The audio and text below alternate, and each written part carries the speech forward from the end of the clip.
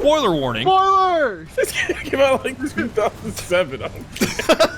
He is a Vegeta or an Omni-Man-esque version of I Love My Family, where deep down, yeah, he does, but dude, like, you're making child soldiers, you're having your kids pit each other to the death, and making a spectacle out of it. It's Strength is all that matters. Yeah, gather around, everybody, and welcome to your birthday party. And here you are, daughter. Have a battle for eugenics.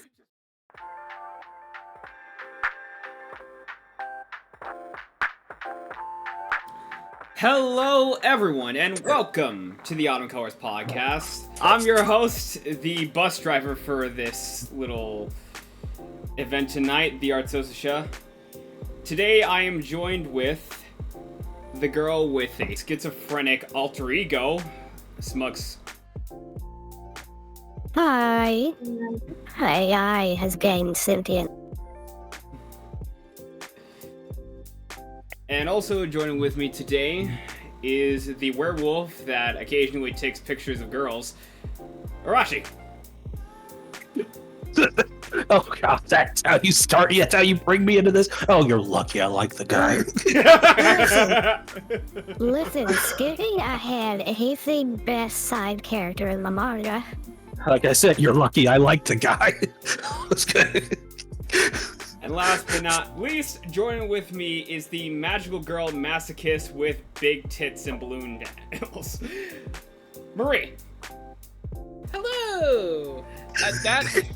That is certainly what I just realized you were describing us as characters from this series. I am brain dead.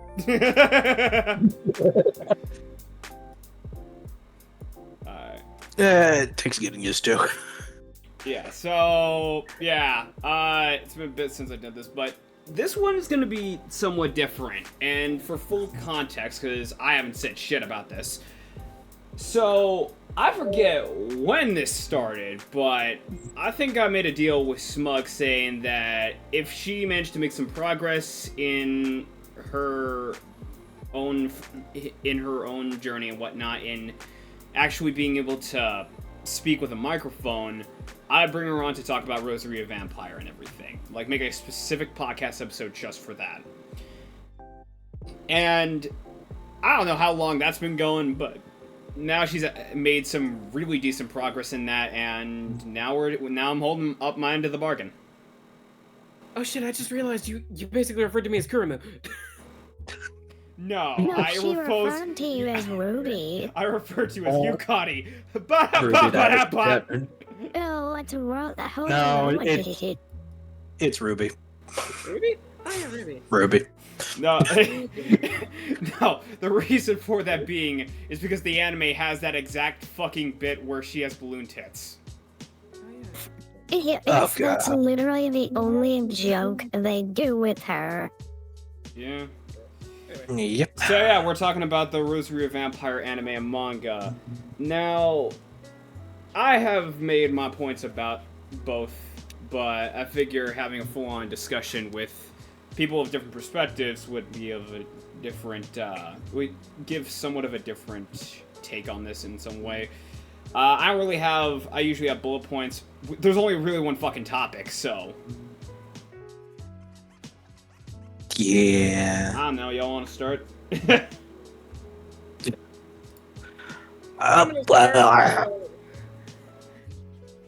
By all means, you have the floor.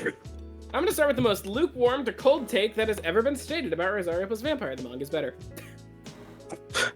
Oh no. I mean, obviously, that's why we're here. Oh no, big shot. But to genuinely get into how better it is.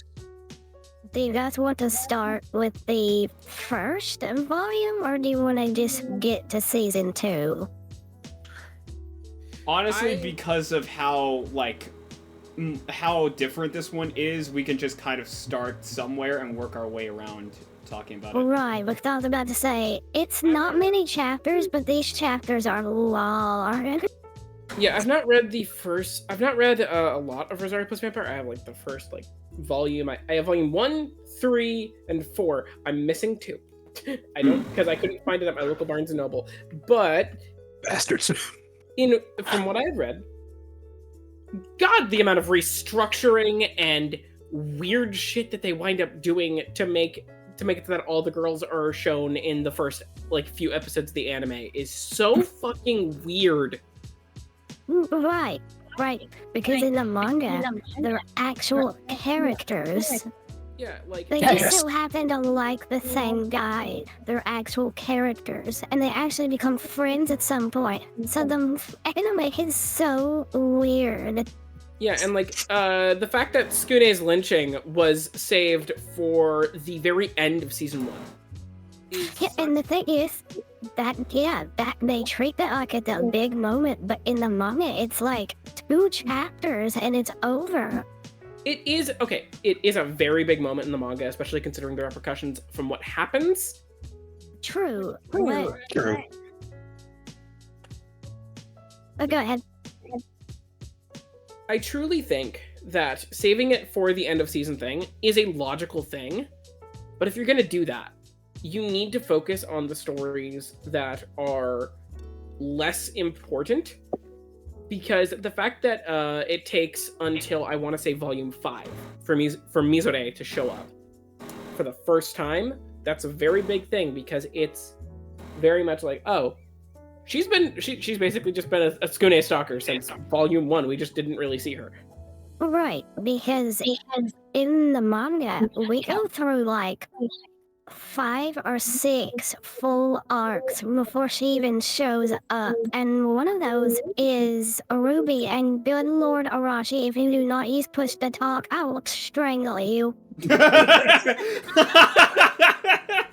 I don't even know what's causing the noise at this point. Hang on. Y'all keep going. It's like, I will kill. Yeah, Ruby is a very interesting case. Because isn't it like she is introduced very early? Again, it's literally Mizore and Ruby suffer heavily from the way that the anime restructures the manga. They do, but not only them. I feel like even Kurumu suffers from that. Even Mocha suffers from that. Kokowa suffers from that massively. Because, isn't it? Because, yeah, don't they? Because if I'm gonna say, okay, season 2 and season 1, I'm gonna start using them to refer to the manga as well, because they're titled in that way for some goddamn reason. We can say anime season 1 or anime season 2. Anime season 2. Yeah, that works way better. Anime season 2 goes to the end of manga season 1. And it doesn't even accurately adapt the end of manga season 1. It doesn't, because there's nothing about the delinquents, there's nothing about the Akashi, there's nothing about no character that's actually important. And Tsukune doesn't even have not even an inkling of his ghoul power. They try to tease it and be like, oh look, he powered up, but that wasn't the thing. It is neat, and I think if the anime had gotten to season 3, they could have accurately done some more stuff, but the damage was already done by the end of season 2. Yeah, it felt like at the end of season 2, it really felt like they wanted to try to start course correcting, but they were so far off course now, they couldn't. Because I remember watching Rosario plus Vampire when I was way too young to be watching it, first of all. Oh, same. Yeah, same. I was like Same. I think I was 7 or 8 when I first watched it. Oh no, you got me beat. Yeah, I was 7 or 8, because my cousin had told me it's a good show. I watched it, really, really liked it. I did not understand half of the shit that was going on in it. And then, as I was older, I rewatched it, and I realized, oh fuck. See, that's the thing. People only like this show, until they read the manga. Every person I've ever encountered about this series And they were like, yeah, I remember I watched it and then I liked it, but then I read the manga and I was like, I don't like this anymore. See, I still like the anime a lot, even after having read the manga, but it is That's fair. It is mainly out of a place of nostalgia. But also, I love season 1, particularly. Season 1 of the anime is the most accurate, despite the fact that it restructured things. Season 1 tried. I think that's what we could at least get at. Yeah, like, season 1 adapted every arc that it tried to bring to the screen accurately, almost and nearly almost word for word in a lot of cases. But the problem was the ecchi things that they added and the restructuring of the events heavily added to the detriment to the girls, because yes, whilst the arcs in the manga don't exactly give a lot of context to who they are, the little it does give you does add to their characterization more than what the anime did. That was the other thing I want to get to. The ecchi part. In the manga, that's all, like, censored, like... Well, not censored. It's, like, very... It's very mature how it handles it. When there is, like, anything of that nature, it's never treated as, like, gratifying. It's always, like... Name, but, give me a second. I gotta look Yeah, at his name. it's always in a mature sense that it's shown. And even in the one time that it wasn't, the 1 or 2 times it wasn't, it still feels like, well, you know what? I think you earned to be a little goofy with it, right? It wasn't like every other second. I will say this, one of the only times that I remember in the early volumes that they actively show some ecchi moments is with Gine. Alright, well... Like, his fucking camera. Because, you know, they literally have to show that in order to get across why this guy is a fucking creep. Yeah, but what I was getting at was, like, the manga always shadows Mocha when she kicks or does anything like that. It's never, like, it doesn't feel like it takes away from the scene. The manga doesn't. I remember very vividly. I watched the anime, and then, when I started to read the manga, I was blindsided by the fact that it had the Shonen Jump logo on it. Right. It's in this series. People think I'm crazy if they haven't read the manga. This series could be an amazing shonen, like a very popular shonen series. Like, considering that we are living in the age of, you know, shonen anime from, like, either the 90s, from, like, the 80s, 90s, and mid-2000s getting, like, reboots and stuff, I would love if they were to take another swing at Rosario plus Vampire, but I don't know if they ever will.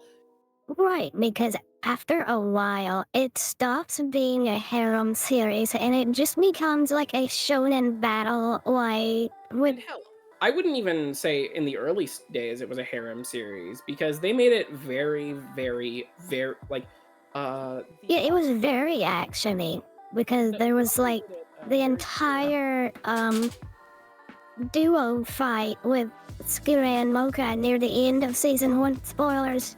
Yeah. The manga itself, even in, like, the early volumes, makes it very clear there is a winner here. This is not a traditional harem, because the other girls, they like Tsukune, but you know who's going to win very clearly. Whereas a lot of other shows, they don't allow for significant progress to be made. And if a winner does wind up coming into play near the end, it comes as a relative blindside for a lot of other harem anime and manga. Do you want to address the very unfortunate situation that is Tokua in the manga versus the anime? I have not gotten to her yet, so I would love to. I would love to hear about it, because she starts out sort of like the anime version, but then she actually grows from that, and she becomes an actual character, and she actually begins to see Mocha as her sister. And she's one of my favorite characters. And she's only like one of the 4 sisters. And her backstory is really crazy and really sad. From what I remember of Cocoa in season 2, I don't remember a lot, but I do remember that in my brain, the way that I understood it was her main thing was very much just She wants inner Mocha. Yeah, it was the anger about outer Mocha being the main personality for most. And you see, the crazy thing. Okay, I'm going to get into some deep lore now. Very, very end of the series type stuff. I'm just gonna say this right here. It's a little too late in the game, but we've been talking about just mainly stuff part 1. Spoilers! Right. This is... Massive spoilers. Well, I mean, what are you watching a podcast about Rosario Vampire for in 2025 and then not expecting to be spoiled? Like, come on. This show came out in like 2007. I don't give a fuck. And not only that, the manga ended in like 2016. Yo, God, that's a good story plot. Where'd you get that? Dog, that is fucking Rosario Vampire from like 2007. And from what I remember, the manga actually did have a rushed ending, despite.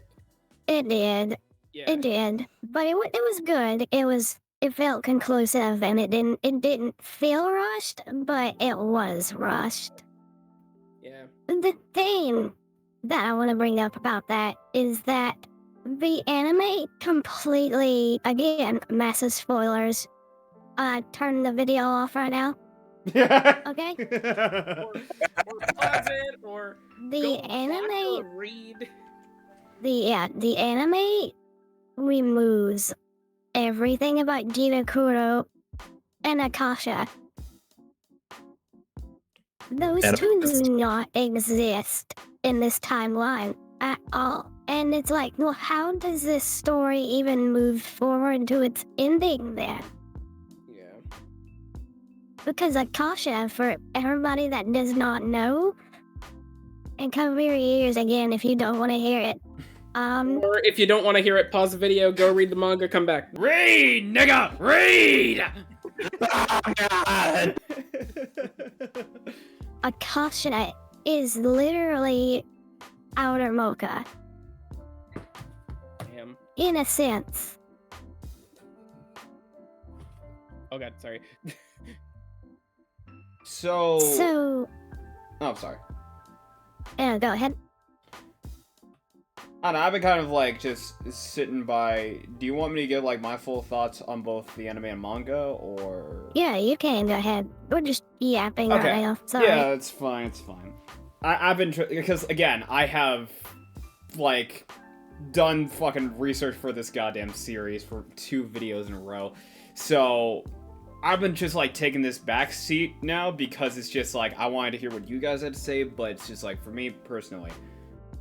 So if I had to like work my way up with season 1 of the season 1 is interesting because while there's a number of things that, you know, it's just here or there on what they changed or added and whatnot, I could kind of live with because season 1 is honestly not that bad. I mean, like, yeah, there is that whole finale with Skune being outed as a human and the whole crucifixion scene and whatnot. Yes, but relatively, I felt all in all it was pretty decent adaptation, all things considered.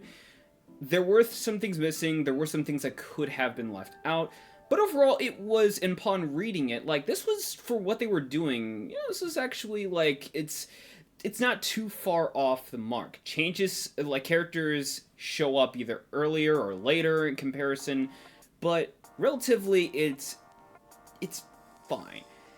Yeah. The thing I have a problem when it comes to this process is that it was clear that the director, the writer, like the people behind the anime wanted after season 1 to just capitalize on the recent success of the Rosario Vampire manga without really taking into account how much they left out. Because the ending of season 1 isn't even halfway through the part 1 of the manga. It is a quarter of the actual source material, because isn't part 1 literally like 10 volumes, and season 2 ends at about... It ends at the end of volume 3. It ends with the whole fight with Kuyo, which, by all accounts, even in the anime, that fight isn't bad. The biggest thing I have regarding it, like regarding the genuine problem with it, is that they decided to change up, Tsukune actually getting this second awakening and all these cool powers and actually beating Kuyo's ass a little bit. And inadvertently, that actually undid a lot of the speculation of him being human. And if you were to have that, by all accounts, it would have been an opportunity where that whole scene with Tsukune saying, yeah, he's human, and admitting it, could have just been him could have just been written off as him trying to protect his friends so that they don't get hurt and whatnot. I forgot that that in the anime he didn't really fight Kuyo. He did not fight Kuyo. He didn't. He saved Mocha. Mocha does. He saved Mocha. She had a little bit of flirting with him, and she kicked Kuyo's ass. Out. He gets knocked right the fuck out right after she is immediately fucking weakened. And then after that, oh, that is a major thing that gets doctored. Oh my god. Yeah. After that, Even... so the biggest problem I have with, I'll let you continue with that, but the biggest problem I have with the manga in part 1 is its ideas and concepts that it works with in terms of storytelling get overplayed, in that every teacher, every new approach of a character, such as it's like the teachers and even Gine, all of them appear as nice people, and quickly they turn into heel-turn antagonists or villains.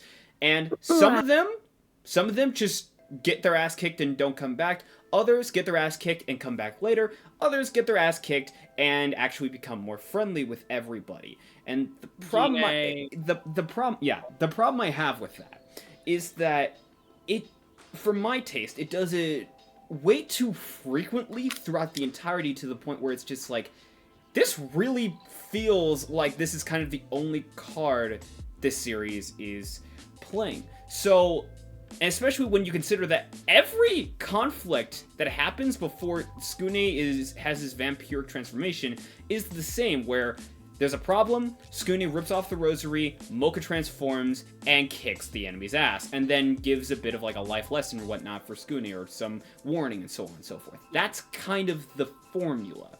But your issue is that it feels more Monster of the Week, and it wants to also tell a bigger story at the same time. Kinda. My biggest issue is that it's not just Monster of the Week. It feels way too same kind of Monster of the Week, where it's Power Rangers, right? Yeah, basically. Power Rangers is it's the same thing every time, the same solution, yeah, and it's never changed. If I recall, isn't it in the manga that like after Tsukune's whole like, oh, this big thing, the formula actually does get messed with a bit? Yes, actually. Then that's what I was getting to, where now it's Tsukune's turn to be. Because by all counts, respect to Mocha, Inner Mocha's a plot device in part 1. She absolutely is. She only exists to solve problems. But now it's Tsukune's turn. Now he actually can be put into that pedestal. And they not only give him that position of being the plot device, now they add intention where there's a potential where he could actually die. Because vampire and human blood does not mix. So much so that it starts corrupting him. To the point where these whole big group, the outcasts, start targeting him and Mocha. And he ends up sacrificing himself to protect her. To which Mocha tries again to give him vampire powers to not let him die, because by all accounts, that's her whole big character, where she's being this very stoic, kind of pushing away, Tsukune everything, not because she hates him, but because by all accounts, she does care for him, but doesn't want him to die as a result. Because she knows that she's a fucking target. Yeah. Right, to be fair, because that's just how she was raised, because she literally saw, like, as a little child, her father endorsing both of her sisters trying to kill each other, because strength is above all. Yeah, if Yeah. I do, I don't, because I did read. Yeah, it's like I said, I haven't read a super large amount, but even in like the volume directly after the fight with Kuyo, the formula does change up a bit because Skune does start to take more of an active role. He's not Yes. just Rosary, come off, fight the monster Yes. for me, Mocha. It is literally, oh. Sometimes Mocha gets incapacitated, Skune has to step in, and that's what leads to the tension of part 2, because all that shit's leading to a consequence. Yeah, and and the thing about it is too is we're not even in part 2 of the manga yet. We're still in part 1, which there is a question I want to ask for everyone here who's seen the anime. So the headmaster of the school, Oh, who the hell is he? I'm not talking about the manga. I'm talking about the anime. Who the hell is he? He's just. He exists. Yeah, they don't ever give any clarification. It's like a bus driver too. I don't know. He just exists. Yeah. In the manga, they not only allude to him, like there's this whole big set piece where it's like he's one of the 3 greats who hold like the yokai barrier from having this world be delved into the human world and so on and so forth. Yes, but in the manga, when Skune is at his limits and he becomes a ghoul, he appears and actually becomes more of a character in this sense. And he attaches this locket to him and actually becomes more involved with Skune as he sees what he's doing, and also like he ultimately did, because yeah, that bus driver, yeah, it's, that's actually a friend of the principal, and it was just like, yeah, I did him a solid. But overall, it's like the principal in the latter half of the story becomes more involved due to this whole incident with the outcasts, and is actually placed more focus on. Now they're actually giving more insight and more an idea as to what kind of power he actually has, what kind of, like, how not necessarily just like, oh man, he was one of the 3 great lords. No, we get to start to see exactly what they mean by that. We start to see a bit of his power. We start to see a bit of like sort of his planning and his scheming, his conniving. Right, and again, massive spoilers, cover your ears. But it's so cool when he takes the hood off and we actually see what he looks like. Oh no, he's hot! Oh god. And it was so cool to see that in real time. I freaked out. Yeah, and oh god, we haven't even talked about the thing that ultimately season 2 of the anime decides to whole hog steal. Do you want to talk about Fairy Tale yet? We'll talk about it in a bit. I want to get this off my chest. So, Yeah, I looked up what the headmaster looks like without the cloak. God damn, you're right. right. So, Anyway. y'all remember in season 2 the whole 2-part episode where Skune's sister comes to visit him at school, and she Yeah, I know where unknowingly you're going with this. she ultimately brings a mirror, and it reveals the forms of everybody. Now, in the actual anime, there is a scene which in retrospect, I actually do think is a good take, in that they have this mirror shown to Mocha, and it's supposed to reveal her in her monster form, but she still has the seal on. So how can this cursed mirror actually surpass the power of Rosary on Mocha? The answer is it doesn't. It in fact splits both personalities into 2 different individuals. And the inner Mocha gives outer Mocha advice where it's like, yeah, this is all happening because ultimately you're not strong enough to protect Skune, which I thought was a really good scene. However, the resolution of that is one of the biggest fucking unanswered questions and biggest plot holes to me, by all counts, because they go deep into the school and they find a broken rosary, which coincidentally is the same impression as Mocha's rosary. And it just acts as a decent replacement for it. My question regarding when I actually went back and watched this before I went back into reading the manga was, doesn't this seem a little too coincidental? Like, what the fuck does that actually entail? Like, is Mocha's rosary, is that all it's really capable? Is that all it's like the best it's capable of doing? Is that this tool to seal away Mocha's power is meant to just construct a barrier and keep it intact? Which I guess it's more interesting and hilarious when you know what the rosary actually is. Yep.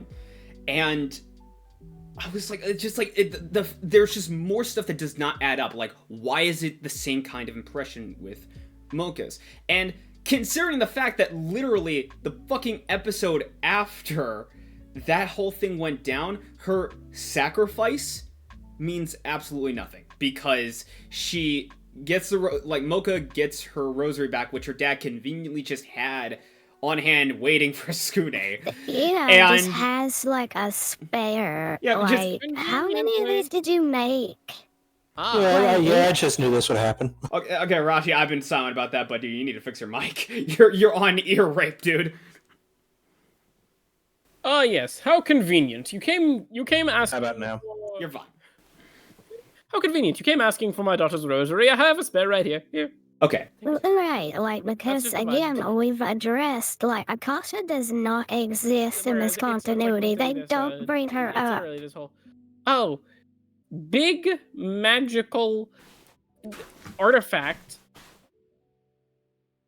How is there just another? How are there like multiple? I'll go a step further. I don't think Kalua or exists hard.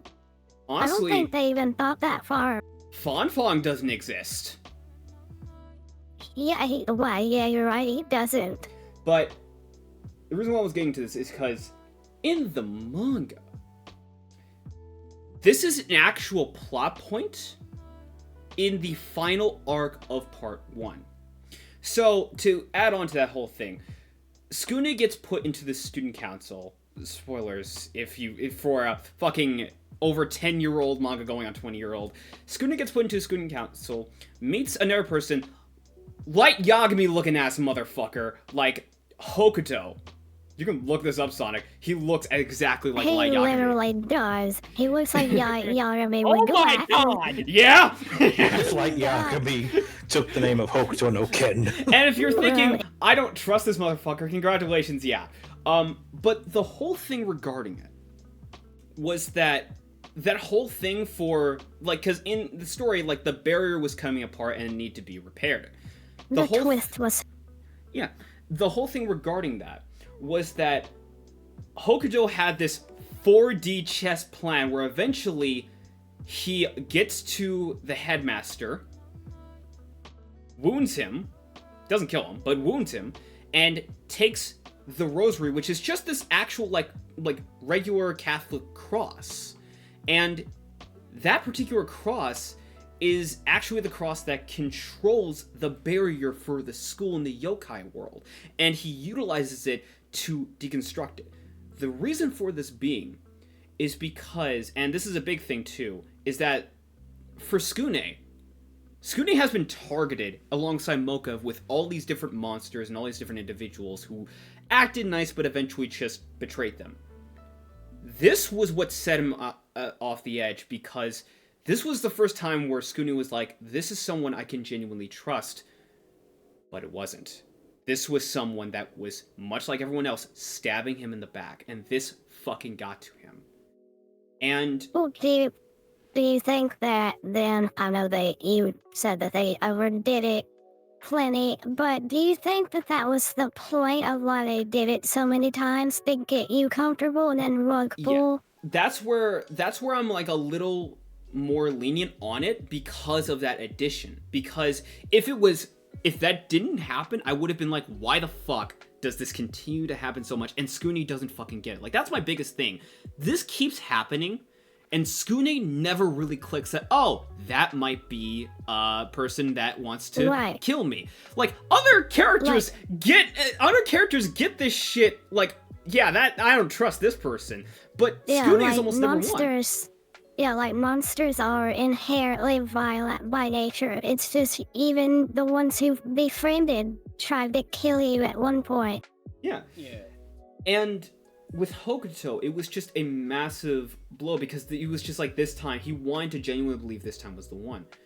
And it gets even crazier when you realize, the reason why Hokuto decided to dismantle the barrier between yokai and the human realm, decided to cause havoc, decided to destroy everything, is because he is no different than Skune.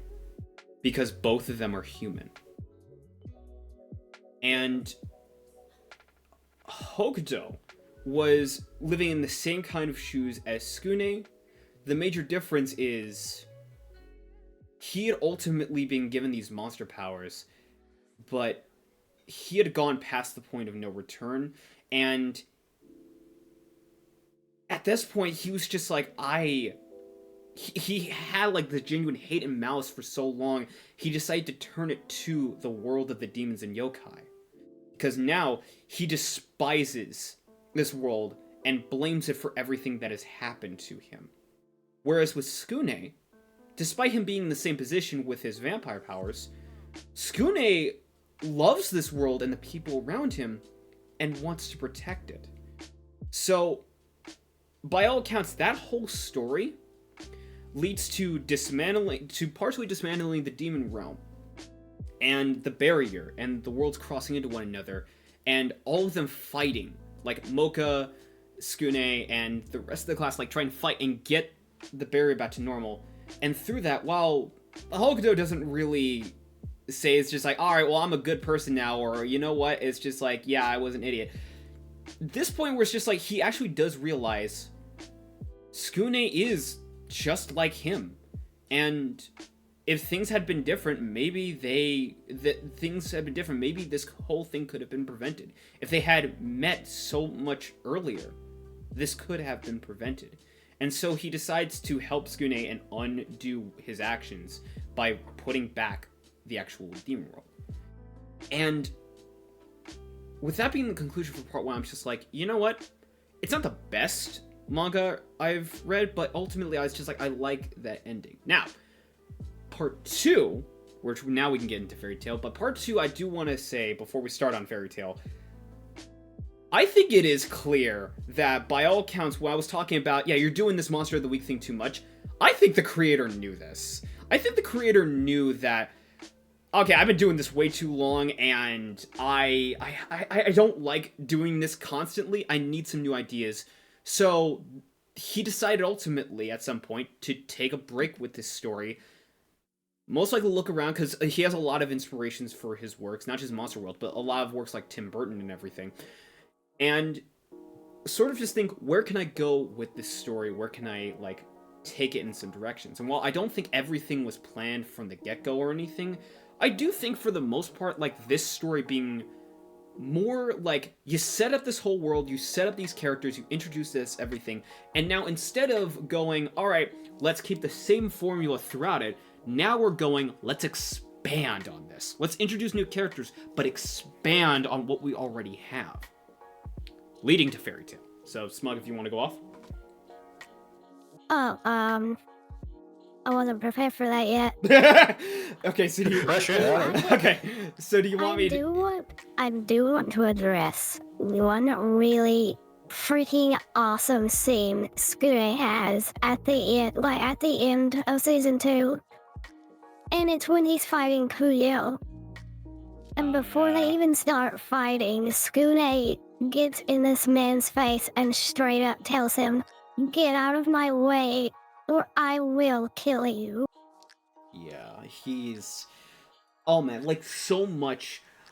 one of my favorite things is even though it was just kind of a fake out, one of my favorite parts of this part 2 was absolutely the quote unquote haunted house part, where so much of because it turns from they're meeting up with like Fon's family to no, this is a haunted house where everyone's disappearing left and right. Some fucking panels during that chapter look straight up like, oh god, this looks like something Junji Ito did. And I fucking love it. Right, that's what Rashi said when we were reading it. He was like, and we interrupt Rosario Vampire to bring you Junji Ito. Yeah. Junji Ito presents Silent Hill. All of that Hokuto stuff. I was like, all of this is for me to say. It needed a 26 episode season, and it needed to actively, because the reason I want to say it got so jumbled is because of the length of its season. Yeah, but I will ultimately say this. I will argue you could keep the same amount of episodes if you were to renew this for new seasons. You could keep the same amount of episodes you had for the first season. Because by all accounts, breaking this up into separate arcs and actually telling those stories, that would have worked. So, like the whole thing with Kuyo and the student council, or not the student council, the disciplinary committee, that being one season, then going on to having Skune with his corruption and ghoulifiing, alongside the fucking hospital fight, like all of that being like a part of the second season, and then the third season going more into Kuyo and everything with it, or not Kuyo, Hokuto and everything with the student council, like that being the third season. I think that is fine. Yeah. Also, the absolute butchering of the land of the Yukiona art is criminal. They turned it into a fucking snow trip. Yeah. Right, because that was supposed to be Mizure's big character moment, and it just was just boiled down to just filler episode with nothing about. It was boiled down to the lead up to the Hollow Forest, pretty much. Yeah. And here's the thing, too, that I do actually respect the manga for doing, in that, compared to the actual anime, this tackles a lot of teenage insecurities and self-deprecated values really well, compared to the anime, where it feels like it tries that, but it's in the form of slice-of-life, cookie-cutter, harem rom-com kinds of stories. Whereas that whole thing with Mizure, that whole thing with her story, she's engaged to an arranged husband, and her husband becomes incredibly manipulative. He starts putting her down for the things that she likes doing, or the habits that she likes, kind of forcing himself upon her. To the point where he does. They don't. Okay, I say kinda because they don't outright show it, but they don't. But they do really heavily imply it. But It's the art of subtext. Yeah, but that also leads to Mizure being so depressed, so fucking like alone and isolated, and feeling like this that she almost takes her life. She almost takes her own life. And this is where the series, it had before, proved to me that these girls aren't just like whatever. They don't just care about the same guy. They care about each other, because Kurubu jumps out the window to save her. Yeah. And that isn't even to get into the other characters like Kurumu. Like, her whole story regarding, like, in the anime doesn't really even matter all that much. As soon as, like, the first season happens, she is just tits with a love interest story. That's kind of it. Her one episode in the first season hints at something of her story, and then they drop it. In the manga, she has a moment where she actually gets to she accidentally, but still hypnotizes Skune to the point where he's her obedient, like, or being a doll, can be whatever she wants. And she ultimately lives this ideal life of playing house where he's her husband and she can actually finally be with him. And as much happiness as she says it brings her, she breaks down crying because she knows deep down that's not him. And she, by all accounts, wants him deep down. She wants him to look at her and love her, because they really go out of their way to show this. To a succubus, unrequited love is akin to killing them. Do you want a very, very plot take? I feel like if this series decided to go the cop-out route and pull some harem shenanigan ending, nobody would have been upset. I could see that. I would. Yeah, she's not wrong. Ultimately, just yes, the cop-out polycule ending. Everyone would love it because everyone loves all the girls and they want. Well, I mean, Yeah. Kiramu and Nizade could be kind of a thing anyway, so. And then again, like I also said with Yukari, the anime. What's her story? Oh, well, she has some self-confidence issues. Okay, well, let's just modify her body and then make it a whole thing of how, oh, I don't need to modify my own body. Eventually, Skune will love me. In the manga, she switches bodies with Fong Fong. And ultimately, she gets a chance to be in Fong Fong's body alone with Skune, and she starts kind of crying and being very self-defeated because she thinks that ultimately she's not worth anything.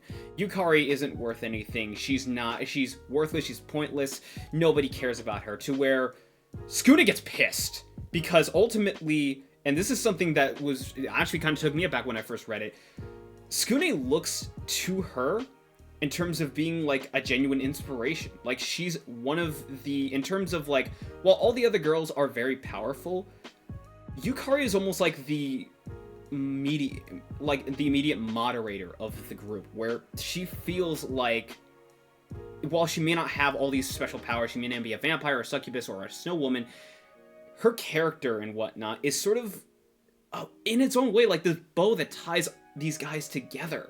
And that's what Skune appreciates about Yukari, to the point where she honestly just tells Skune, it's just like, I hope one day you actually can love me for who I am. And that's her arc. And ultimately, and they do more with her, but ultimately that feels genuinely, like, I like that so much more. Alongside a number of other stories that the manga does, and doesn't do, much like the fucking Idol episode with a bat. The tiny side note, the Yukari and Fon relationship was one of the cutest things in the series. Honestly, I shipped them. But I did. Like, I honestly... Although, yeah, I think that...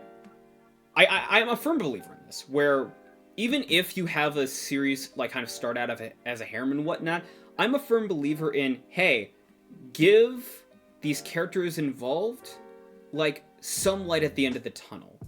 Like, there is an anime, I think, that came out not too long ago. I don't remember the name of it, but it's an anime where it takes a different approach, where the main character of a rom-com that has a love interest that turns down, like, the best friend of their childhood friend, they go with, all right, let's take those secondary characters and make them primary. Let's have them focus on the aftermath of that romantic, unrequited love story. And it's one of those things where it's just like, I like the idea of when harems don't work out, because 9 out of 10 times they usually don't fucking do. I don't care what the writing says.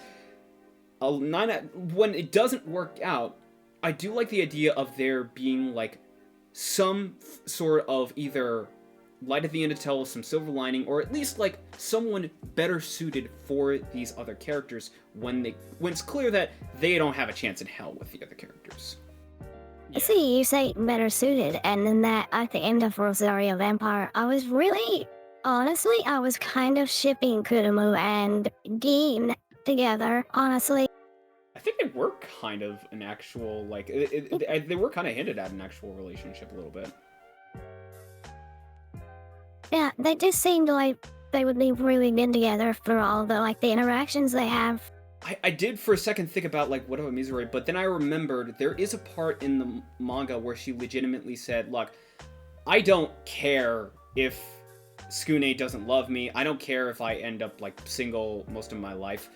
Just being by his side as his friend, that's all I really need in my life. I'm fine with that. And I'm like, okay, you know what? I actually, looking back at it, I'm like, you know what? I kind of like that too, where it's just like, yeah, for some characters, whether it be girls or guys in a harem, if they don't want to go down the romance route, I think that's fine. In fact, I think it's respectable and honestly kind of progressive, because how much fucking media around romance dictates if you have a dick, if you have a pussy, or if you have a dick and a dick, or if you have a pussy and a pussy, you have to be together! Yeah. But yeah. Okay, so we've kind of been negative for a new reason, but on a positive note, which of the 4 sisters of the Vampire Sisters are your favorite? You can say Moga, but I feel like that's cheating, because she's the main heroine. Hold on, give me a second, because I have not a lot. Look at, okay, it's just... For me, it'd be Kahlua.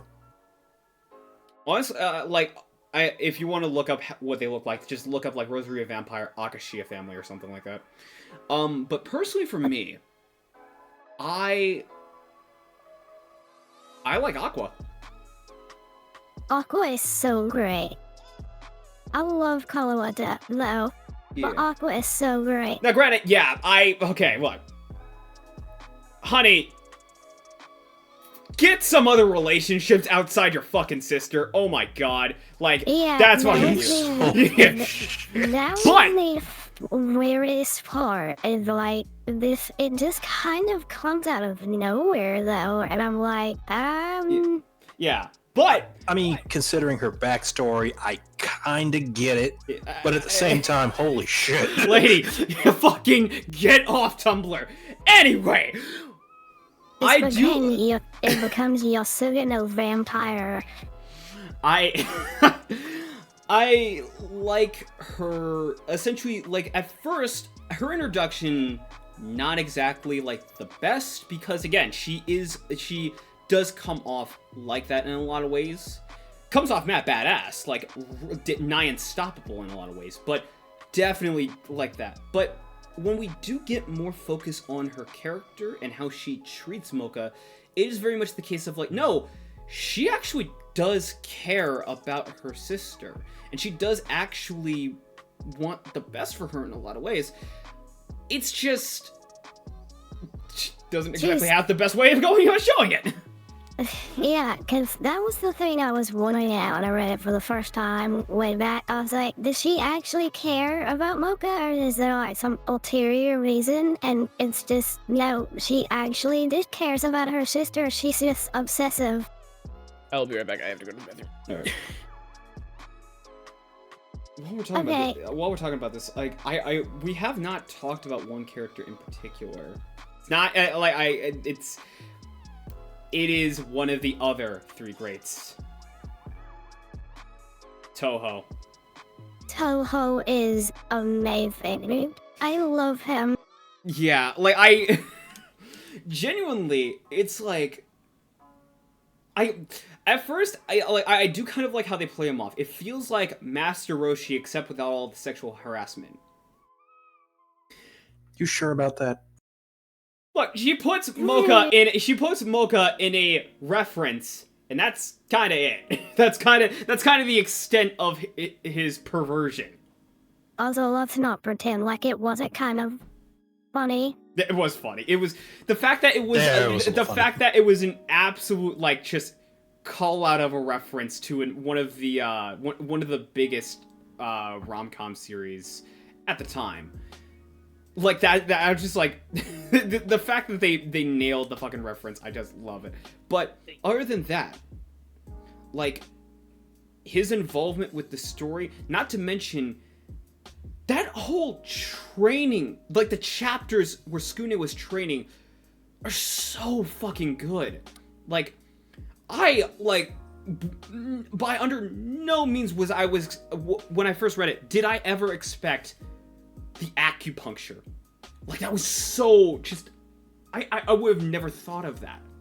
Just that scene is so fucking gruesome, but it's so good.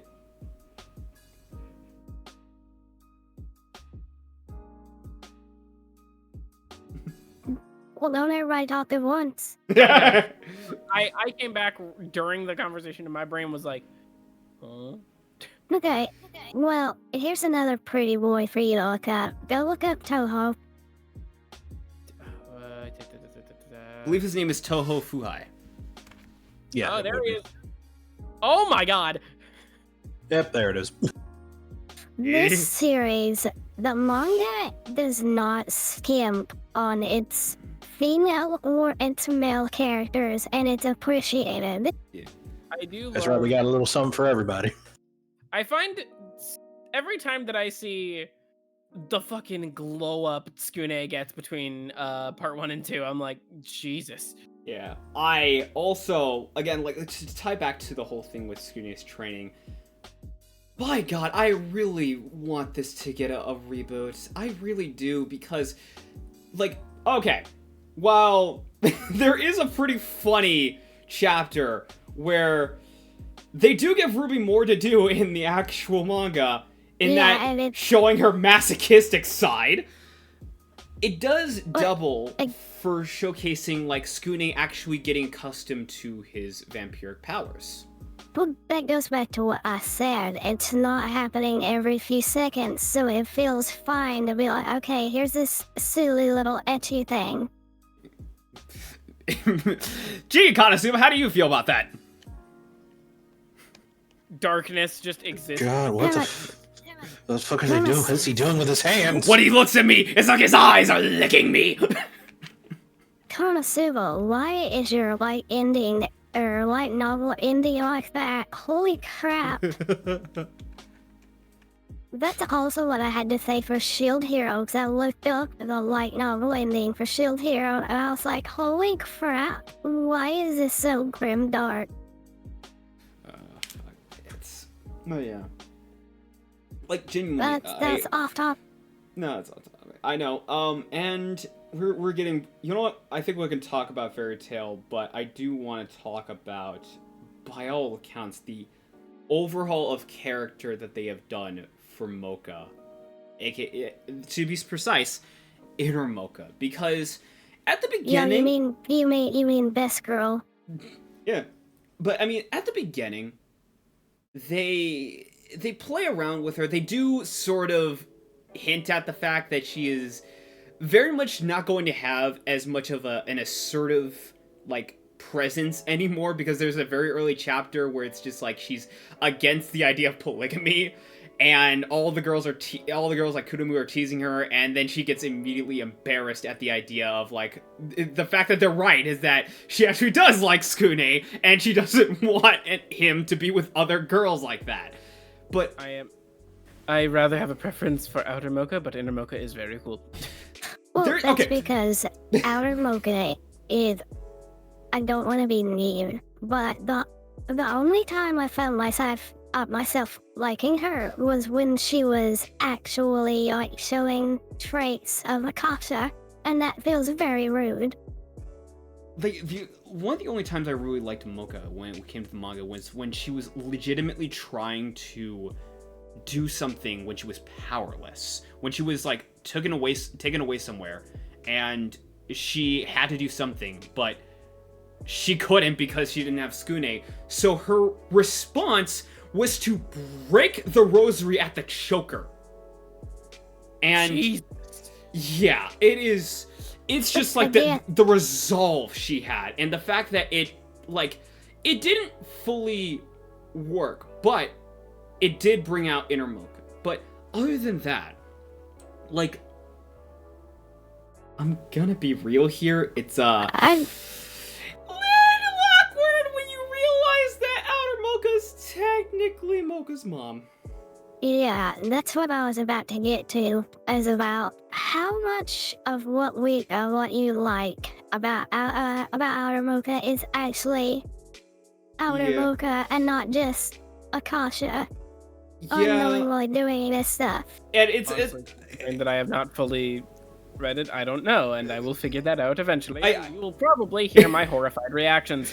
I will say this about that whole thing is that I'm real glad Outer Mocha and Skune never really went like incredibly too far with the relationship, as opposed to Inner Mocha, which in part 2 it showed throughout the majority of it, going on dates with Skune, actually like fondling over him, fucking getting riding on his shoulders for a fucking school festival game. Like, See, that's the thing that's always bothered me about when people say they love Mocha, even in the manga, but they're like, oh, but I like Outer Mocha more. I was like, but that's not really her. The real her is the inner version. yeah. The whole thing with Mocha Inner Arc is really interesting because it really plays more with the idea, especially in part 2, with sort of what One Punch Man would eventually do, where you have this character that has all this power, and yet you can tell this is not what they want.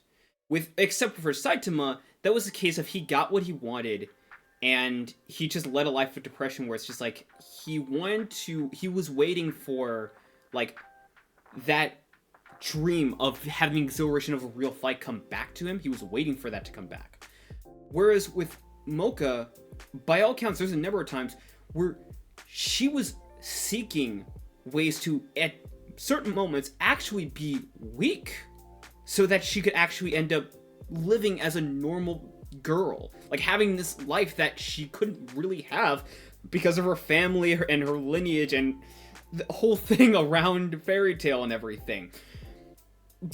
The whole thing with, like, some of the stuff, like, even when she steals Ruby's whip and then just goes for a quote-unquote, like, training session with Skune, which is entirely just a date for him. It's one of those moments where it's just like, when you add it all up together, it makes you realize that, yeah, this was kind of the direction they wanted to go with this character, where they wanted to step away from having her be a plot device and more go, essentially, bring up the fact that she was a plot device for so long, and actually making that a point of, no, I don't want to keep doing this. I don't want to keep being this powerhouse of a vampire anymore. I want a normal life. I want to be with Skune. I want what Outer Mocha has. Well, she even calls Skure out about that at one point. She was like, the only time you ever want to see me is when you want me to fix a problem for you. Yes. Yeah. And, like, you know, in retrospect, I think, like, looking back, it becomes a lot more understandable as to why, by all accounts, even in part 1, she was kind of pissed. Like, she always seemed pissed. She always seemed mad. She didn't really seem that happy. And it was mainly because, by all accounts, I think just living inside the Rosary and through extension through Outer Mocha, that was just the life that she ultimately wanted. Although she couldn't still have it directly, it was still the life she kind of wanted. And then we get to Fairy Tail with Mocha's other mom, which, holy shit, She's hot. She's hot. Like, man, she's evil. She's evil, but she's evil, hot. why hot? Don't stick your dick in crazy, but she's so hot. Don't stick your dick in crazy. It's worth it. Someone should have told remember- I said it. He's like, remember, if evil, why hot? Yeah. But yeah. On the I can fix her. This is on the topic of Outer Mocha. I don't like her for personality. I like her because her design reminds me of Amy Rose. Ah, That's fair, honestly. that. Well, I'm not gonna. Beautiful. I'm not gonna give away the ending, but I will say that more or less you probably would like the ending to the second season. just skimming over the wiki has given me that, but Oh, yeah. I will. But yeah, like it shows that like without really giving too much away, it does show that Mocha both versions are actually becoming one of another. And I like Yeah, it is quite literally the thing of from what I read, it's literally the they are basically one and the same now, so there is no real point of the separation. Yeah, and that was even a whole big thing in the second season where Tsukune realized the truth about Mocha and the Rosary, and it shut him down because he always had this understanding of like Mocha ultimately, like, which one is the real one, or like, you know, just kind of who do I desire to see ultimately. And when he realized the truth, it shut him down, but ultimately he still, at the end of the day, still wanted to be with Mocha. I will say, kind of sus, though, considering how you fucking did it, dude. You said it to a child version of Mocha. Kind of sus. Yeah, but Skune. Yeah, that was Why don't you weird. why don't you have a seat over there, Skune? I came looking for booty. Skune, which one's real? God, yes. What? So, we brought her up, but do we want to address this petty, bitter woman, this monster? Yeah, the tan stepmom who was treated as second best in the family. But to be fair, she has a reason to be this evil. Because I say is the literal cause of all of this. Yeah, bro said, I love this one more. Like, literal, actually, you know what? I say is a good argument against a harem ending. Yeah, honestly, I could have... what I wish, you know, looking back is, I kind of wish she would have had a one-on-one with Kurumu more. Because I think both of them actually do have that position where both of them feel like they have to deal with unrequited love. Despite the fact that Shuzen loved his family. Like, okay, No, he did not. No, he did not.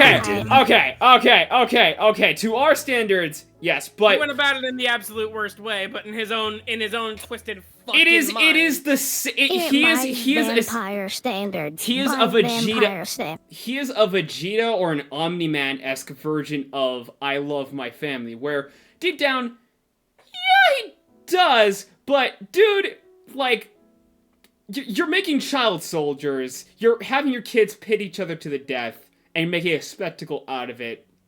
It's strength is all that matters.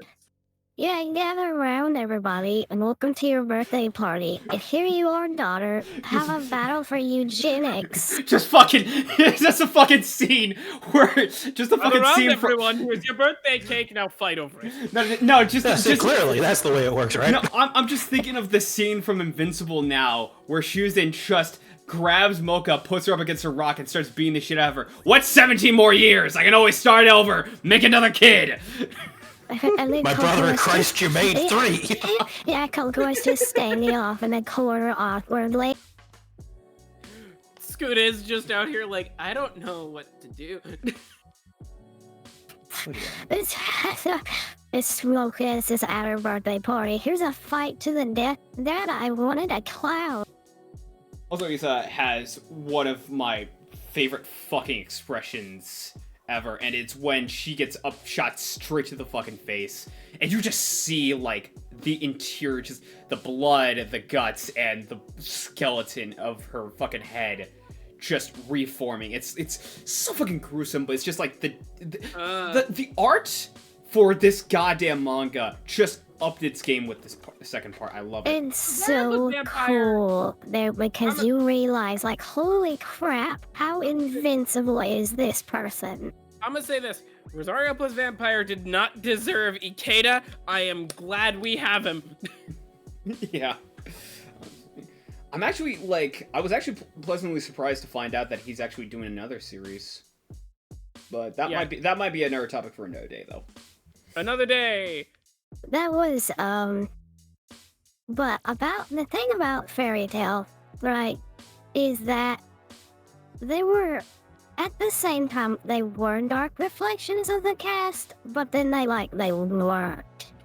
If you know what I mean. Yeah, okay, so that whole thing of like the monster of the week thing, the biggest problem I had with it was that the biggest factor was that the heel turn villain aspect was used, in my opinion, way too frequently.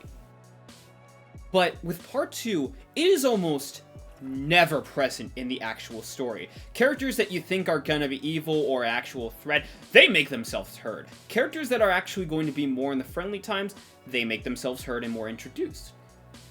The final arc where they're going to try and rescue Mocha is where I feel the heel turn is done genuinely so fucking well.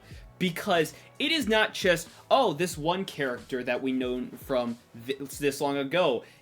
Is he a friend or a foe? No, it is several characters that you don't know who's on whose side. And you don't know who to side with, what is the right way to go about it, what is the wrong way to go about it.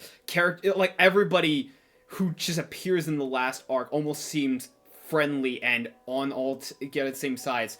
But all of them are making themselves out to being like, okay, can we fucking trust them? Who is right? Who is wrong?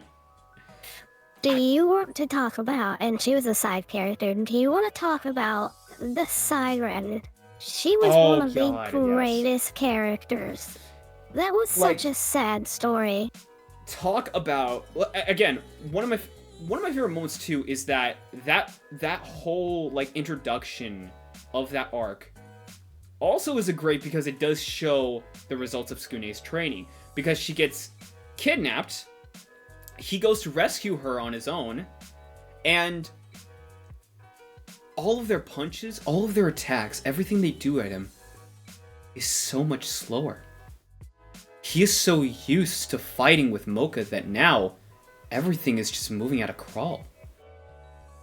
That's what I love. That's why I love when you do in Shonen. When you train these characters from 0 to something, you don't really show too much of their like actual progress overall, but when they have that moment where they're faced against an opponent and they have this genuine moment where it's just like, oh god, that's where they're at. It's like that Hunter x Hunter moment in the Heavens Arena where Gon just pushes a guy and he goes flying back into a wall and he's just like, wait, when did I get this strong? Yeah, it was so good because, like, when you're reading that chapter, you're like, well, I mean, he still, he probably won't, and then he literally just plots off on those dudes. Yeah. And, like, the Siren, I genuinely, I love it as a, like, in my eyes, like, Volume 1 to this series, aside from Cocoa, relatively, I consider it to be a filler volume. Like, you introduce Cocoa, like, if you know, like, if you've seen, like, the anime's first couple of episodes, relatively, it's the same story. But the first volume is very, like, it introduces a couple characters that become important later, but relatively, it's pretty filler. Also, they have a fucking martial artist that's a fucking pedophile, and, yeah. We don't talk about that. Anyway, we ain't gotta talk about let's that. talk about actual good characters like the Siren. I don't know why either. I don't know why Dean tries to pretend like they're friends and they have nothing in common. Yeah. It's... But, like, speaking of Dean, like, I was not expecting to have, like, this kind of, like, an importance to the story, because, like, genuinely, the one thing I love most about the Siren, the introduction, is that this adds in more value to what they were kind of playing with later, where it's like, could humans and yokai coexist? And she's an example of, like, the answering that question, because yes, she's a monster, but the reason she doesn't want to reveal it is not simply, not simply the matter of just this like, humans bad, or humans bad, or just like humans would think demons bad. No, it is because her caretaker is heavily traumatized by the attack of a demon.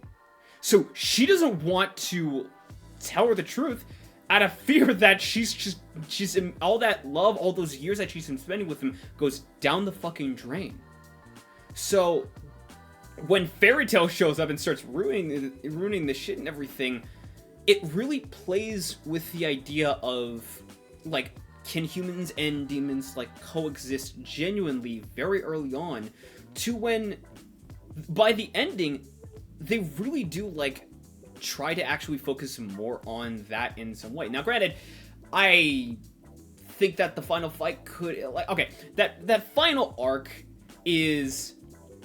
Honestly, the biggest problem I have with it is the biggest problem I have with a lot of race to the top or race to the end goal arcs of a lot of like shonen series, where you have these characters with an objective where they have to rescue something or go somewhere, and you introduce all of these jobber characters that are just gonna get bodied and then immediately forgotten. Granted, yeah, there are some funny bits. Like, there's a girl with a fucking chainsaw. She's not really, like, with Fairy Tail or anything. She's just fucking insane and just likes cutting shit. That's it. That's really all she wants. And sometimes that's just all you need in a character. Yeah. Would you say, and this is sort of off topic, who would you find was the worst supremacist group? Fairy Tail, or would you say the Quincy's from Bleach? I would absolutely say the Quincy's.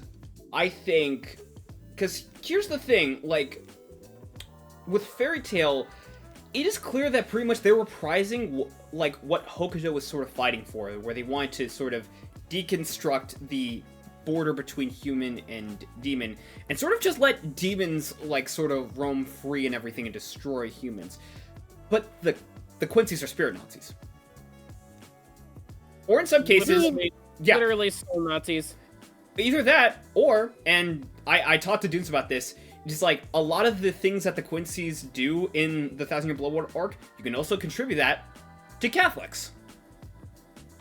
Yeah. They're like, it's, but again, like, the whole tie to German, they dress in leather, they consider themselves to be the ultimate race, they exterminate and eliminate anyone who is not, like, with their group, they hijack and appropriate and utilize any technology or even any, like, parts of culture that don't actually belong to them for their own, like, actual movement and everything. Like, spirit Nazis. They're fucking spirit Nazis. Yeah, they are soul Nazis.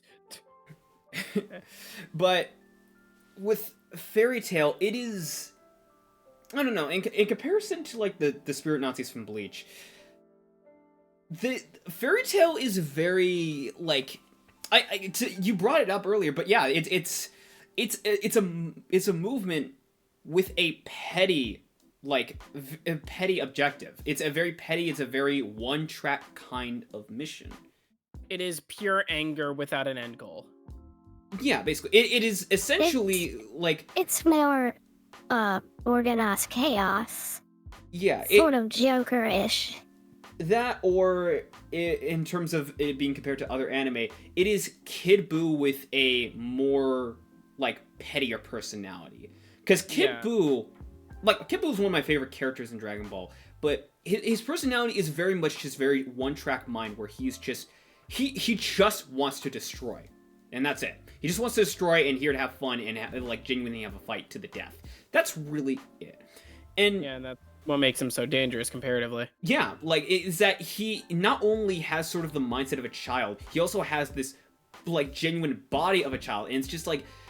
there is nothing you can predict about him. Yeah, he has no concept of morality. Yeah, in comparison to, like, he's very much a more infused version of the other forms, where Fat Buu was a child, but he was also a child, but because of what happened to the Kai, he also has this very influential part of him, or a very, like, innocent-esque part of him. Whereas with Super Buu, they strip away that and it becomes, in his own way, a mirror of the Saiyans and Goku, where he wants a fight. He wants them to produce a strong fighter for them to actually fight him. And then he just becomes a boring pinker cell. I'm not going to apologize on that. And then they pretty much just get all of that out of the way, and he becomes just a kid that's just only intended just to destroy shit. Where with Fairy Tail, it's opposed to sort of a lot of the writing hassles and editorial choices that I imagine Akira Toriyama went through. With Fairy Tail, it feels very much like they had a plan going into this from the get-go with Fairy Tail. Yeah, from the get-go, it was a group of people who purely hate humans and want to cause the absolute most amount of problems, chaos, and destruction and death that they can. Yeah. But yeah, I definitely think, like, in terms of, like, final arc and whatnot for Rosario Vampire, I think Fairy Tail is honestly, like, one of the best arcs, honestly. And genuinely, I think it also has, like, it has some really big highs to it. Like, one of my favorite moments in the story is not even what happens to Mocha and Tsukune later on. It is the moment where Mocha is, like, at the end of her ropes and realizing Tsukune is about to, like, about to forsake his own humanity and everything, and realizing, oh god, this is all my fault. I pushed him to do this. And for once, actually pleading with her stepmom, could you fix him? And fucking Issa takes the opportunity to reassure her before immediately just stepping on any semblance of optimism and hope. It's just like, fuck. Damn. Yeah, that pretty much reminded me of the whole thing in the Bleach with Gin saying, "Oh, don't worry, I saved you." By the way, I was fucking lying. Or the thing with Ginjo. You know what? Tomorrow, to Manga Dex I go soon. Yeah, you really should, because it's amazing. Because the goal that I had was to buy all of it, read it all physically, but I will do that eventually, just to add it to a collection. But I'm gonna read all this shit. Just to get it read, because it's crazy. We haven't even still covered like half of season 2. There's the whole shapeshifter arc. You wanna get to that one? God, this manga goes nuts. Yeah. This manga went from, yes, funny harem romance to, would you like to ponder the morality of humanity and the state of humanity? Hey, Skitty, you wanna become a demigod? If I tell you no... Of course I would. Also, what? I love the idea. Skune, if I say no, will that make a difference?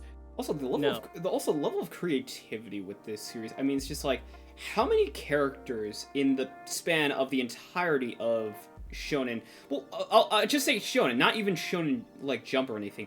In the entirety of Shonen, use straight-up light in terms of a weapon. Yeah, because I saw this one panel on the wiki of just, like, Skune holding a tonfa made of light. And yeah! Like, oh. And it's like That's so cool. It's so fucking cool, especially considering that now that is actually like the fucking Aqua's one bullshit method of defeating her enemies no longer applies to Skune. And yeah, here's the thing. Here's the funniest thing. Her fighting style is so insane. Oh yeah. The level of badassery with Tonfa, I was like, I used to not super jive with Tonfa in like combat situations and like anime and stuff, and then I played.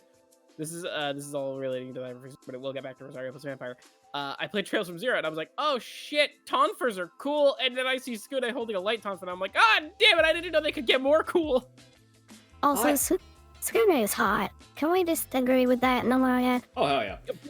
Boy went from I look like every other generic shonen protagonist to bro looks like he came out of a shoujo manga, and I adore it. And that's not even getting into his final power up in the finale. Oh boy, yeah. But what I was gonna say is that to add on to the whole thing of like just like so regarding the whole thing with Tonfas, I do want to note that I did, when I was like 8 years old, make a book, and as much as I fucking will shit on it, rightfully so, there was a character I made that had the ability to create ice weapons, and his choice was Tonfas. But it wasn't just any Tonfas, he was creating scythe blades for Tonfas. Oh. Sort of like a Malos in a Xenoblade 2's beginning. Kinda, or you could also you could also see it as Baraka too. Yeah. Yeah, Baraka Mantis blades from Cyberpunk. Yeah, but other than that, also, I mean, again, if we want to tie more into the whole thing with like the details of the manga, like, dude, one scene that has been burned into my memory is the fucking Kahlua scene. And by that, I mean the scene where she deliberately cuts herself down the middle. It's just like... Oh, God. I was... I was scrolling through the wiki, and I saw that, and I was like, ugh! Yeah! I thought you were talking about the very end scene with Cocoa, and I was about to start crying again. That actually made me cry. That, yeah. It's... God, Seriously, the way that that's drawn, the fucking teeth in the parts of her body, Yeah. No, well, I clearly didn't want to sleep. Not when we saw that. No, what the fuck is sleep? Her crying is such a tragic backstory, too. Oh, wait, we've been getting the name wrong. We've been talking, like, Issa. We've been talking, that's the name of Mocha's father. That's her Gyokuro. Gyokuro is the mother. I said Gyokuro. I'm just... I was wondering why you were saying Issa and not Gyokuro, and I was like, what the heck is he talking about? Yeah, fucking, I'm dyslexic with names. English is not my first language, okay? No, that makes two of us. English is my first language, and I still fail at it. English is hard. But yeah, Gyokuro is a very interesting character design. I think she is very much like there's literally the thing of like, oh, the yes, Mocha's two moms, inner and outer, both. They definitely they visually reflect both inner and outer Mocha, I've realized. Mm-hmm. If the series was Mocha's two moms, I guarantee you she would have grown up a lot more well-adjusted. Probably. Yeah, maybe. I'm just thinking of moms now, and I'm just thinking... Where would the drama come from? I'm just thinking of moms now, and I'm just thinking, dear God, did fucking Kurumuru and Mizure's moms get goddamn fucking the shaft on that shit? They got obliterated so like, bad. when I was reading the manga, I had to imagine, like, I have a half a mind to believe that what happens in the anime is not even remotely what happens in the fucking manga, and by God, I'm right. Like, it's just one of the most... nowhere close. The fucking, one of the most disgusting fucking scenes ever.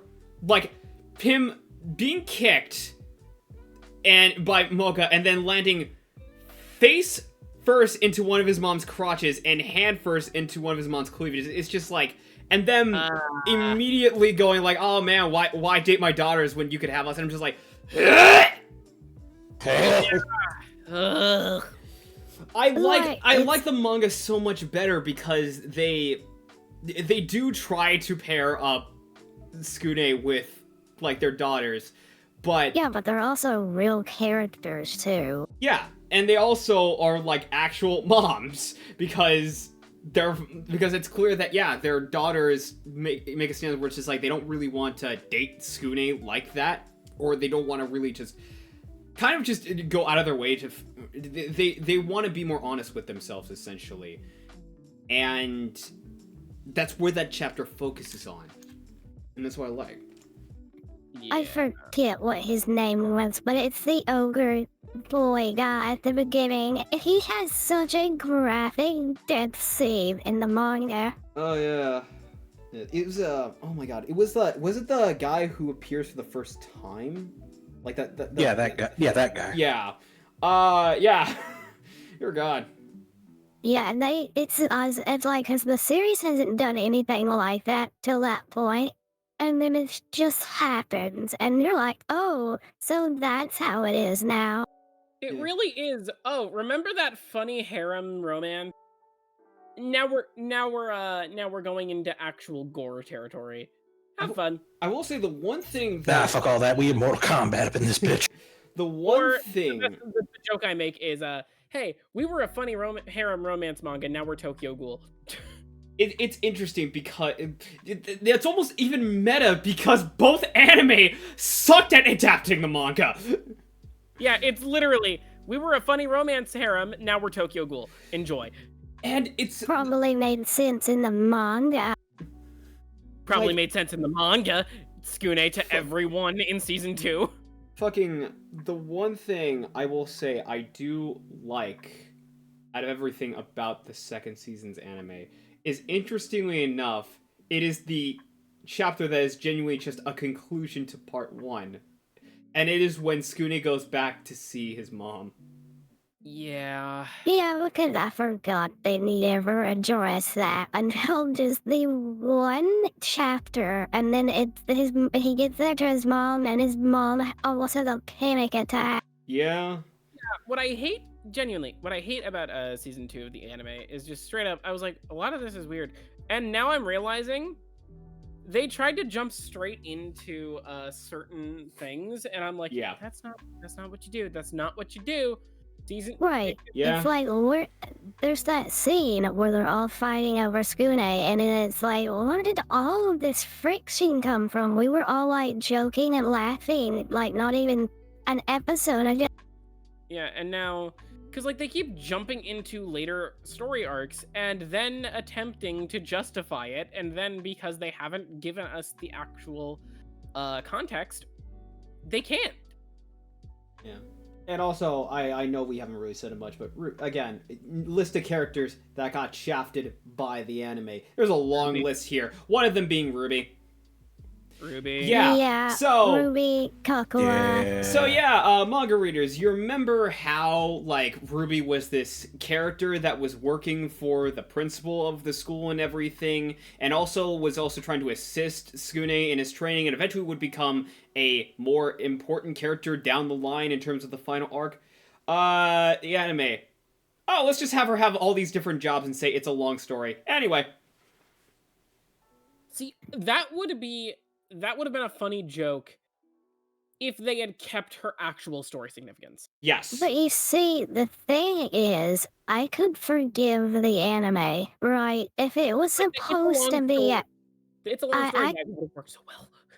I could forgive the anime if it was supposed to be like a satire parody of it, right? If it was Yeah. supposed to be Rosario Vampire, like abridged or something. Like ghost stories, technically. I would probably, honestly, I would like just say instead of that, why not just do Rosario Vampire abridged? Same length as Sword Art Online abridged. Right. Like, Yeah, the worst aspect of a lot of Rosario plus Vampire, especially because I'm going to say this, they wasted a perfect cast for those characters in both English and Japanese on the worst adaptation they could have given it.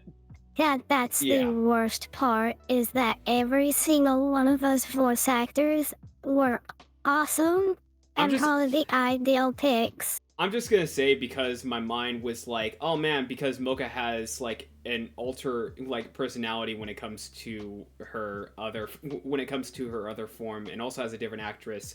My mind was like, okay, Skune in Vampire, who would he be played by? Immediately Crispin Freeman. See, Wrong answer. Todd Habercorn. See, I think the main reason they did that is because Nana Mizuki has such a fucking weird range that she can the girl's got range. She can go from really bright and bubbly, happy outer Mocha to know your place level inner Mocha. So I think it really was just the thing of, oh, Alexis Tipton, we cast her as outer Mocha, but I don't necessarily think she can get to that point, so we have to get another person. Here's the thing, Colleen Clickenbeard also has range. She could very much do the kind of performance she needs for outer Mocha and inner Mocha. See, It is again though. I do definitely feel like, especially considering the way that the anime definitely does like draw that clear line. Alexis Tipton is a perfect voice for Outer Mocha, because God, I love the voice she gives a lot of her characters. I will Because, say, like, yeah. I will say this, even though this was not in any way, shape, or form intentional with the story, considering the actual backstory of both versions of Mocha, I do think that actually kind of adds more to it, that both of them are not inadvertently the same character. Yeah, like it is very interesting. Whereas with Tsukune specifically, his vampire shit is quite literally always just, oh, this is just Tsukune. I hear you, but I just want to hear more Kristen Freeman as Alucard. I understand. Let me propose this. Let me propose this question, because I know we're probably trying to rack things up right now. How do you think, let's say in an ideal world, right? Mhm. Rosario Vampire gets greenlit for a reboot, and it's going to be all the way to the end.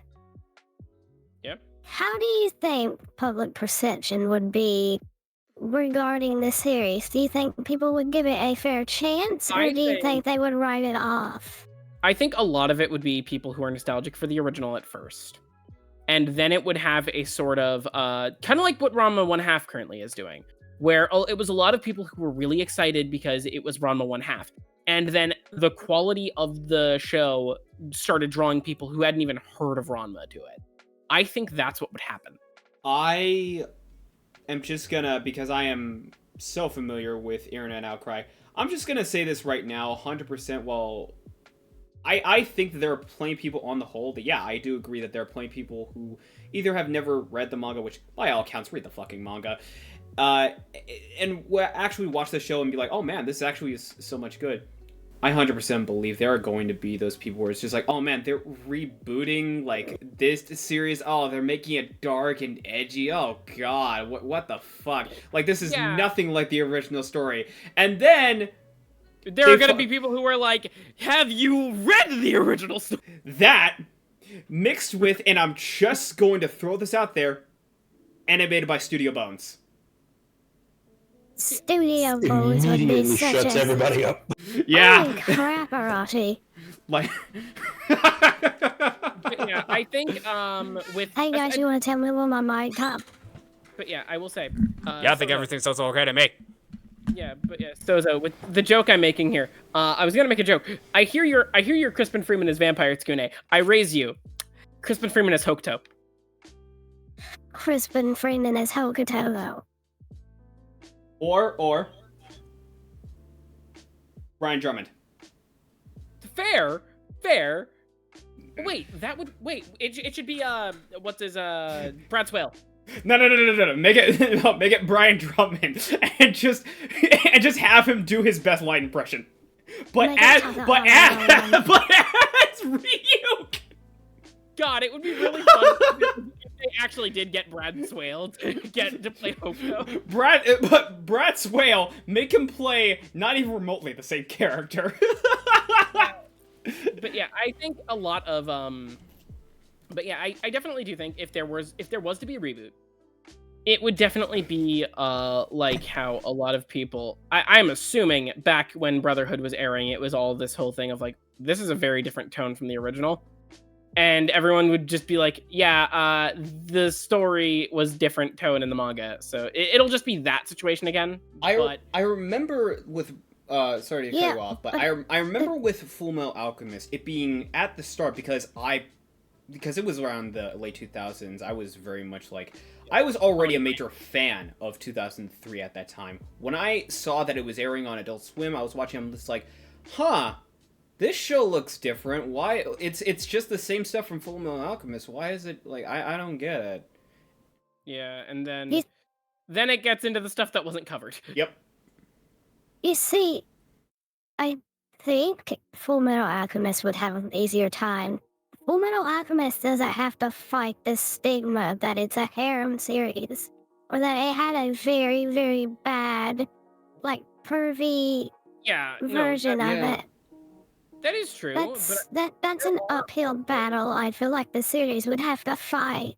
If I recall correctly, there have been a few rebooted anime that have had that struggle as well. If anything, I feel like the stigma for that kind of came with Blue Exorcist when it came out with its Kyoto Saga, because a lot of people were just familiar with the anime, which, by all accounts, I think, honestly, the first season of the anime is a very good anime original story. I don't hate the anime original story, honestly. Now, do I think it has some problems?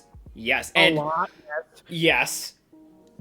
But I think it is in the same vein of Full Metal Alchemist, where I definitely feel like they called in the A1 Pictures called in the creator and was like, hey, can we get like some references for some things or some details for like some things you have might be down the story? There are enough similarities to what actually happened like, in the manga.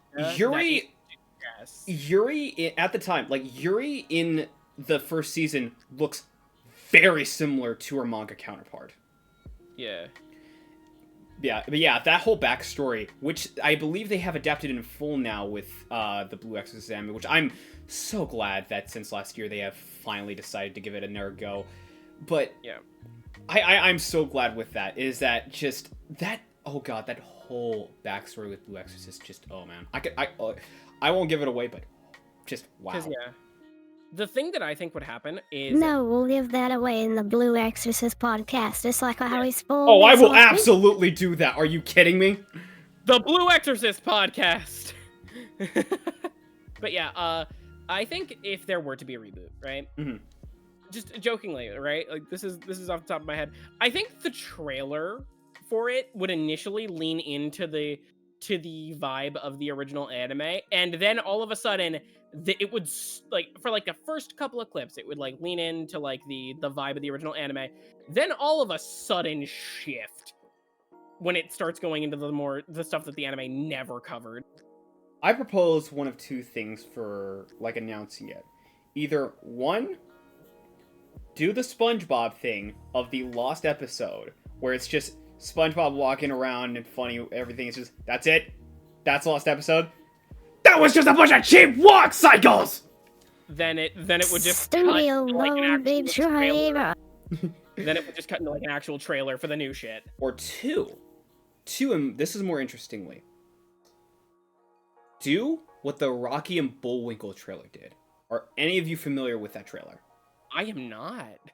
So the Rocky and Bullwinkle trailer The fake trailer? The fake trailer, yes. It had real shots from the actual movie, but every line that was quote-unquote taken from the movie was lines that were specifically for the commercial. And they were lines that made it look like one of the worst pieces of shit ever. So that when people went to actually go see the movie, it was just like, wait, hold on, this movie is actually kind of funny. Hold on, this movie is actually kind of good. Like, this is not what I was expecting. Like, basically do that, but give it like the vibe of the original anime, and like, then just do that. Except for the lines, do it with an animation where you make it look like fucking a ripoff of Infinite Stratus or High School DxD. Yeah, and just make people just fucking. Okay, let's back off. I said ripoff. I said ripoff. DxD didn't do anything to you. I said ripoff. But yeah, I think that if there was a reboot, it would have to actively say, and it would have to actively stick to the manga. It would do not lean into any of the ecchi that the anime tried. Just stick to it, and you'll wind up having probably a lot of new fans who are like, "Oh shit, I heard a lot of bad things about this, but this is actually really cool." I will extend an olive branch and say, you know, chances are there's a possibility that it might get ecchified. Which, you know, I mean, look, I'm a fan of fucking series like Time On In, so I'm fucking used to shit like that. Same. So, like, I can like ease up on the ecchi, but all I ask is that regarding the ecchi, at least try to keep it somewhat like tasteful. Don't there's good kinds of ecchi, and then there's Rosario Vampire Season 2 levels of ecchi. Or the fucking beach episode of Rosario plus Vampire levels of ecchi. Not the beach episode, the pool episode. Yeah, that was that. Yeah, That episode was yeah. a relatively decent adaptation of that chapter, but there was a lot of added shit for some reason. The thing about that is it's such a slippery slope, right? Because unless you fully commit to it, like DxD, you're either going to piss one fandom off or the other. I'm still waiting for that new season, by the way. Right, same. Because, like, there's plenty of material sitting there. Also, speaking of classic anime that I want to get a reboot, can you see the Mightiest Disciple? That, please. I'm sorry, what now? The speaking Mightiest Disciple, that's a name I haven't heard in forever. Yeah, speaking of classic anime, I want to get a reboot. Kenichi the Mightiest Disciple, please. Oh, yeah, Kenichi. I 100% would love it. Like, okay. I want a reboot, please. God, give me. I thought, genuinely, as someone who watched it, I thought it was okay. It's not my favorite, but I thought it was okay. But I do agree that it does need a reboot. Yeah, because, like, the original, like, I think, like, 50 episodes, was it? The original, like, 50 episodes of Kenichi adapted up to, I want to say, a quarter of the way through the manga. And a lot of it was accurate, but there was a lot of filler. Like, if we're talking about... No, keep going. But yeah, it's I want to reboot that. That's all I was gonna say. Yeah. If we're talking about, like, you know, hope for continuations or, like, you know, reboots and whatnot, give me Noragami Studio Bones. Give me Noragami season 3 already. Noragami. The manga is done. It's finished. It got finished last year. Yeah. Okay, only one more. Let's open this can of worms before I have to leave and I sign off because I'm getting tired. Yeah, I got it. Fair. Between now and when you first watched the series, who was your favorite character? And that can be like waifu-wise or whatever. My favorite character when I first watched Rosario Plus Vampire was, I want to say it was somewhere between. These are basic bitch choices, but it was a tie between Skune and, because I really did Skune and Mocha? Yeah. Okay. Those were my favorite characters when I first watched the series, and right now, I would say with all of the context that I have, it is still Mocha, but for very different reasons. But see, I feel like mine hasn't really changed. I always liked Mocha. But when I first watched it, I was sort of more into it. I liked Skune, he was nice enough, but I was like, I don't know, he's generic. That was for the anime, for the record. Yeah. He is very generic in the anime, I'll give you that. Well, this has been fun, hasn't it? It has. I genuinely, and this is gonna sound weird, but the anime honestly at first made me like Yukari. That is fair.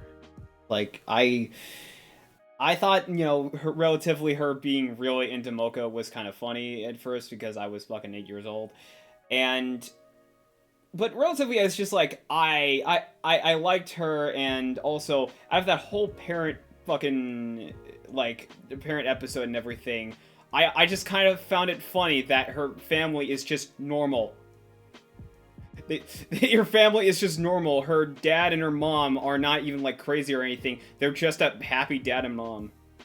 That is a very funny subversion. Yeah. Was this a happy, normal family in our psychotic anime?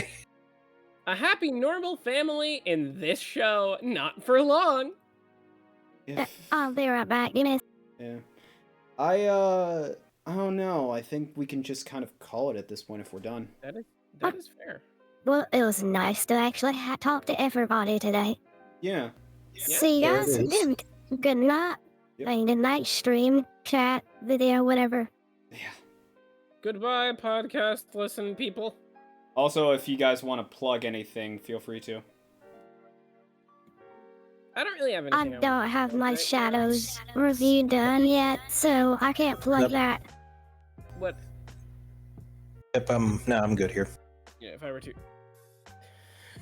Yeah, if I were to plug anything, I would have to actually work on shit right now, and that has been a long while of struggle. Yeah. All right. In the meantime, yeah, y'all can support me on ko-fi.com/theartsocialshow. I'm in the middle of doing commissions until the end of April. Other than that, I have a Cara, I have a BlueSky, an Artstation for my portfolio. You can, I guess, subscribe to me on YouTube if you fucking want. I don't care. If you want to check out some party games and whatnot with me and my friends, twitch.tv/cafeautumn. And yeah, that is gonna do it for the Autumn Colors podcast. So we hope you all take care, and we'll see you all in the next one. Peace. Peace. See y'all later. Goodbye.